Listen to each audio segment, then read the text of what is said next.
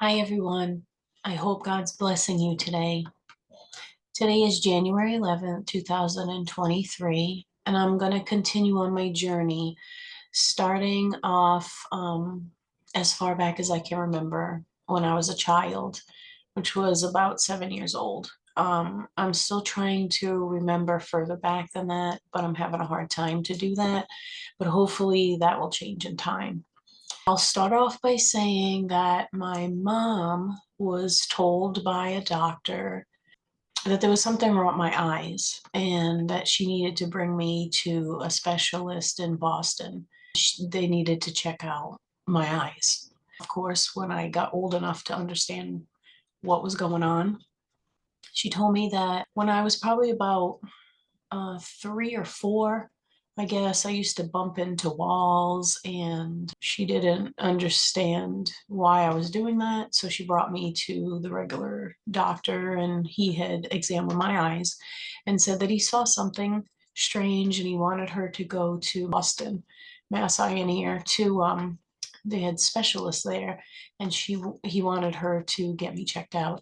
So I think I was probably 5 when my mom said that she was told by the doctors in Boston that I had a disease called retinitis pigmentosa, which I guess is a genetic, hereditary genetic disease. I guess I got it on my dad's side. So, according to what my mom had explained to me when I got older and started asking her questions about it, she said that she was told by the doctors that I could wake up blind any day, any moment. I could be playing and just be blind. And so my mom, she kind of kept me in a bubble. Further along, helped with the resentment that I had for my mom. I mean, looking back on it now, I can understand why she was so strict with me because, I mean, come on, really? If you were told that your daughter could lose her eyesight at any moment, you'd probably be a nervous wreck. I mean, I don't blame her for doing the things that she did to protect me. But of course, as a young child, you're not thinking about that kind of stuff. You're thinking like, why can't I play with my friends? How come my brother can go outside without my mom? How come my brother could sleep over his friend's house, but I couldn't? How come I couldn't learn to ride a bike, play any types of sports? Like, I just didn't understand as a child, like, what the heck? Why couldn't I do the things that my brother was doing? So we'll just move forward a little bit there because I'm gonna do a whole video, I think, about my eyes because that's something that is very interesting to me. And I believe that God has showed me something that I never would have thought about. So that's going to be another video. But just so you understand that before I was probably 7, I don't remember anything that happened before I was 7. Earliest memory as a child was probably when I was 7. I think I was 7 and we were at my cousin's house and me and my brother were downstairs in the basement of my aunt's house and my cousin was down there with us, and for some reason we're all little kids. I think they were like 2 or 3 years older than me, so we're all playing in the basement. And in this basement there was like a cement pole in the middle of the basement. We used to like swing around it.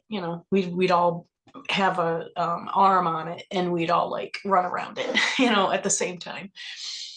Well, something happened that my cousin ended up getting mad at my brother, and he pushed him and slammed him into the pole in the basement, the cement pole. And my brother started crying. And this is the first like kind of traumatic thing that happened to me. Like, I remember I got so mad at my cousin and he didn't have a shirt on. I just went over to his back and I didn't have fingernails. I was a little kid, but I just scratched him as hard as I could. And he started bleeding and I felt bad, but I said the F word and I told him to get away from my brother. And everyone upstairs obviously heard me because I was screaming. And of course, I got in trouble. I got soap in my mouth, and and nobody. I guess I probably should have realized something back then, but I didn't really notice it until like looking back at stuff. Nobody believed me. Like nobody asked if my brother was okay. Nobody actually wanted to know like what was the situation. Why did I even do that? I just remember getting in trouble. I was in the corner. I had soap in my mouth. nobody nobody asked any other questions. So yeah, that's where that's where that kind of went, just kind of weird. So that was my first memory. And then I'm gonna say between the later ages of 7 through the age of 9 years old, I was you know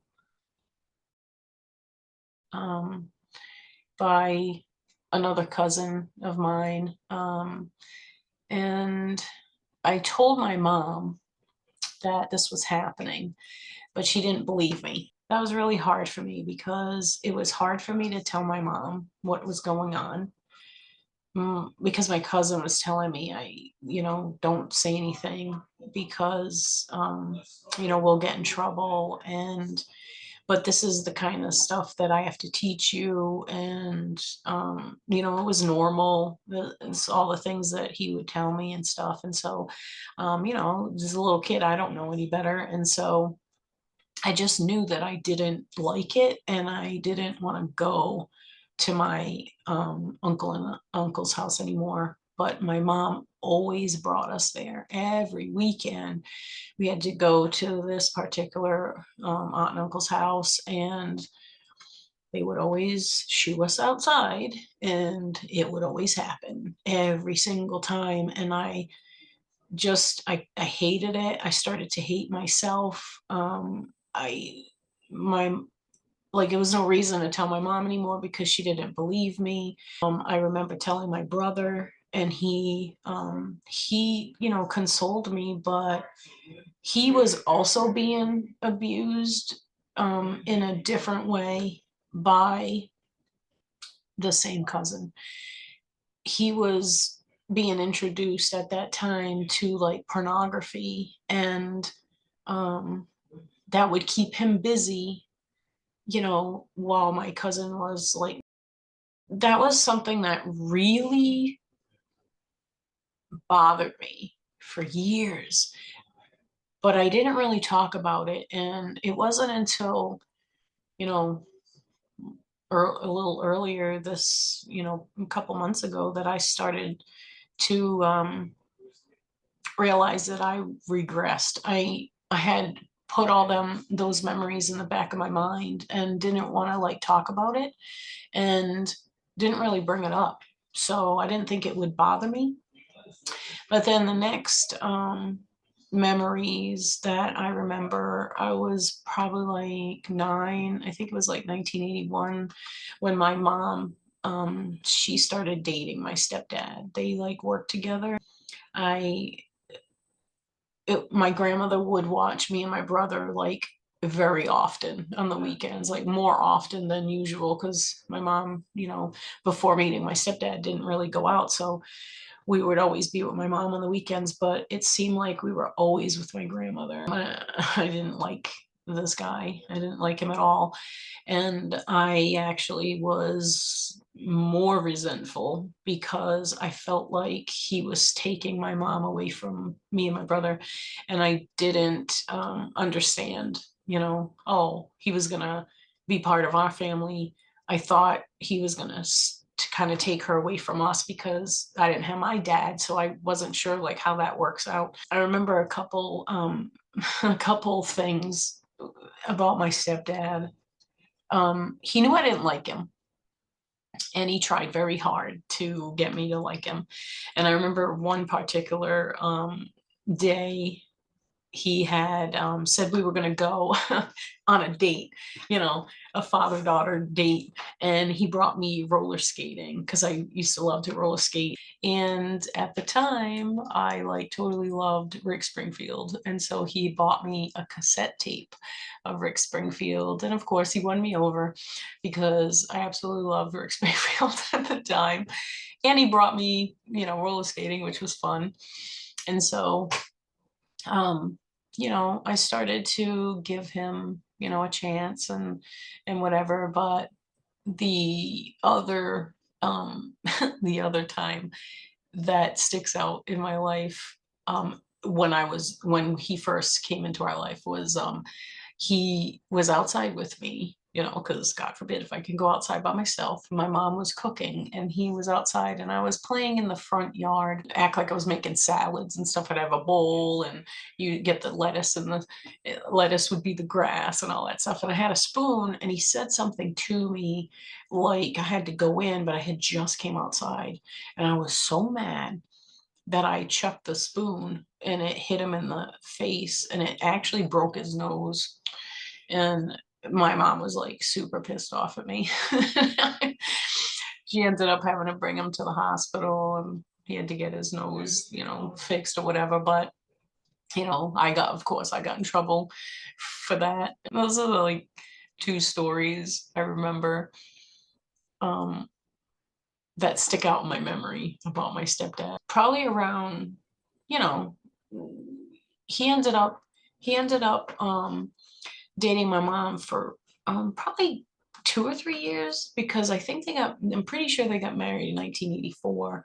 And I was about 12 and my mom wanted me to be the flower girl and um, whatever. We ended up he ended up moving in with us. And at the time I thought he was moving in with us because, he was by himself and he had less stuff to move. To be perfectly honest, I didn't think we'd ever move out of where we lived because I had lived there my whole life already. Um, so that's all I knew. But you know, my mom and stepdad were married, I'd say probably about a year. And I remember my brother and I were sleeping at my grandmother's house for the weekend. And when we got home on Sunday, I remember specifically it was pretty late. I would say probably about, I don't know, between 6 and 7 p.m. And my mom and my stepdad sat us down when we got home. And when we walked in the house, everything was packed. Like everything was in a box. And I remember like me and my brother started crying and we're like, what's going on? And they were like, oh, we're going to move. And we're like, okay, where are we moving to? Well, no word of a lie. They were like, we're moving from Rhode Island to Tennessee. And I was 12 and my brother was 14. And I was just getting ready to start seventh grade. And I had friends, that I had made for the, forever. And it was like 8 o'clock at night. And we were leaving in the morning at like 5 a.m. And I was so mad because we didn't have any chance to tell our friends goodbye. Like we literally just had to get in the car and leave. And I think that was the maddest I've ever been at my mom. I didn't know how to react to that at all. And I was a terrible kid. I'm gonna tell you right now, I was a terrible kid. I did not talk to my mom the whole ride. Like it took us 1.5 days, 2 days to get down there, and I didn't say nothing. I didn't eat.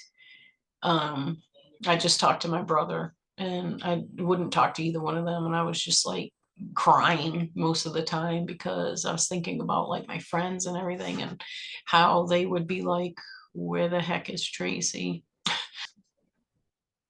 And I'm super scared because I don't know what it's going to be like or whatever. So we end up getting there, and my stepdad already had a house there for us. And my brother and I, we didn't really understand how like all that happened. But then once we got there, we understood, well, his parents, my stepdad's parents lived in Tennessee. And so they were helping him figure out how to get us over there. Now we have a house, and I think my stepdad felt really bad for us because we were sad still. So he ended up buying us a dog. And we were very excited about that because we've never had a dog. Up until this point, we always lived in apartments and we couldn't really have a dog. So my brother and I were very excited about that. And and then we started to go around the town and meet people, meet our step grandparents, and then come to find out my stepdad's sister and her husband and family live there in that same town as well. So we got to meet them. And um, I started to think to myself, oh, so we kind of moved away from our extended family in Rhode Island down to Tennessee, where we were closer to his family. And at first I thought, well, that's fair because, we've been with, you know, our extended family, this whole time. And so why not really, let him be closer to his family. And that this way it would give us a chance to get to know them and everything. But I will say that it started to take a toll on me because I really, really missed my grandmother. And because she was back in Rhode Island, I could only call her on the phone, but it wasn't the same. I missed her hugs and, and I just missed talking to her and stuff. And so I started to become depressed. I started to stay in my room a lot. I noticed that my brother was making a lot of friends, and I didn't really want to go and make any friends. I just wanted to stay home and play with the dog. You don't really realize when you're a kid how a big move like that can actually uh, rearrange your whole life. The next video I make is going to be from probably the age, from the rest of my school years there in Tennessee, because I had graduated high school in Tennessee. So there was a couple things that happened that were traumatic during those years. I really hope you're enjoying this video series. I believe that in order to get to know each other, we need to be able to, talk about our lives. And I'm sure other people have gone through similar things that I've gone through, or even, better things, worse things, whatever. But point being, we all are, you know, um, human, and I want to get to know everyone. So I hope you stick around for the rest of my series, and I hope you all have a blessed day. I'll see you in the next video.